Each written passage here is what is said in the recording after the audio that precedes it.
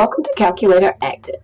Today we're going to look at how to input data into lists in order to determine mean, median, and range. And we're looking at the TI-84 Plus today. So first I'm going to cut the calculator on, and I am going to reset by hitting second plus 712. Great.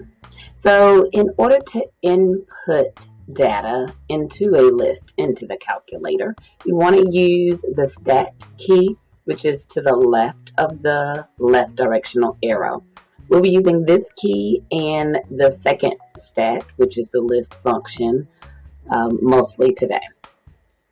So I've reset the calculator and I'm going to push stat. So we want to place some statistical information into the calculator. So I'm going to edit by pressing enter. So as you can see on the screen, you can see list 1, 2, 3. If you arrow to the right, you're able to see that there is opportunity for additional lists to be added as well. So let me access my next slide. On my next slide, I have a list of math test scores, and we're going to enter this in list 1. You want to make sure when you start entering data into the list that the cursor is beside the first entry, not above the list name. Right now, if I started entering it, I'd receive an error. So I'm going to arrow down so that now my cursor is in that column. And you can see this is asking for list 1, entry 1. I'm typing 80, enter, 75, enter, 95, enter, 90, enter, 80, enter, 65, enter, and 100, enter. Okay, if I look, the list contains 7 entries, and here 7 entries have been inputted because next is asking me for the 8. So now for the operations that we want to do with the calculator, we have to exit back to our home screen. We cannot do any operations from within this list. Okay, so we're going to quit by hitting second and then mode. And this takes us to the home screen. Alright, so mean, median, and mode. So to determine the mean of this list, I'm going to hit the second stat key. Please be reminded right now that names are listed here, list 1 through 6, and we'll have to access this in just a second. So those are here. We hit second and stat. Now we're going to arrow over to math and look at some of the pieces that we can retrieve from this particular function. So here, this says minimum, this is maximum, this says mean, and this says median. So first, let's find the mean. The mean is number 3. And so now the calculator is saying mean with the parentheses. So the mean of what? The mean of list 1. We can pull back up that list name 2 different ways. The first one, remember we just hit second stat and name showed up. The name we want is a list 1, so we're going to press enter. And then we're going to close up that parentheses and press enter. And we see that the mean of this particular data set is 83 and approximately 57 hundredths. Alright, so now let's find the median. Second stat, arrow over to math, and median is number 4. Okay, so now, again, median of what? And we're looking for the median of list 1. So here's another way to call up list 1.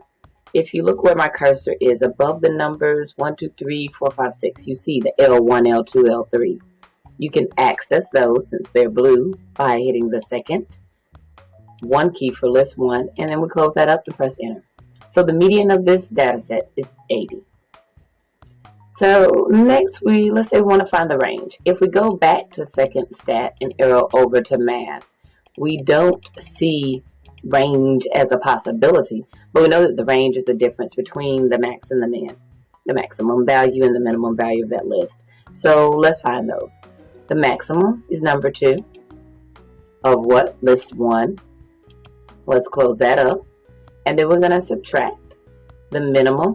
So second stat, arrow over to math, number 1, enter, of list 1, second 1, close the parentheses, and then enter.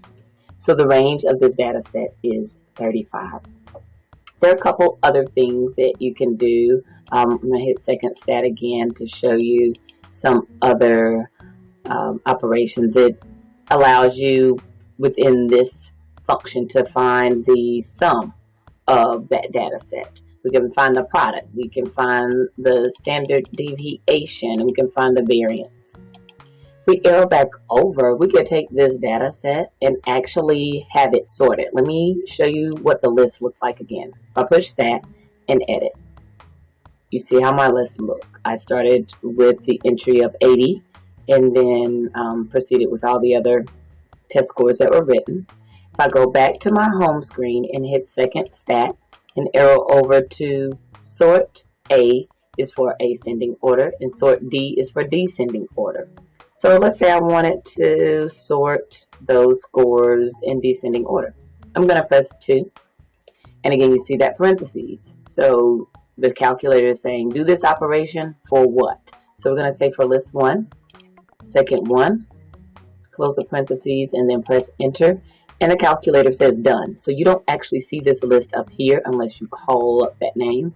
We can go back to the list by pushing stat, enter, and here you see now the list is in descending order. So now it starts with the 100, 95, 90, and so on. I mentioned calling up the name of the list and seeing what the list entails. If we push second L1 and then press enter, all of the entries for that list will be entered onto the screen, and you can arrow to the right to make sure you see all of those. And remember, we just sorted them in order. Okay, well, that is how you input list into the calculator, the TI-84 Plus, and that's how you can access the mean, median, range, and sort that list as well. Next, we will look at how to create box and whisker plots and scatter plots and graphing. Thanks.